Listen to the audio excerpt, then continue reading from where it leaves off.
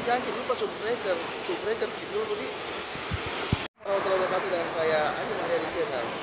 Pagi ini saya mau bayar pajak kendaraan bermotor.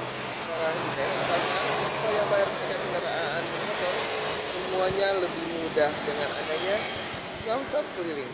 Ini salah satunya yang terletak di daerah depan M-Talk Selok Makassar. Jadi untuk membayar kendaraan cukup datang di sini aja. Pajak kendaraannya.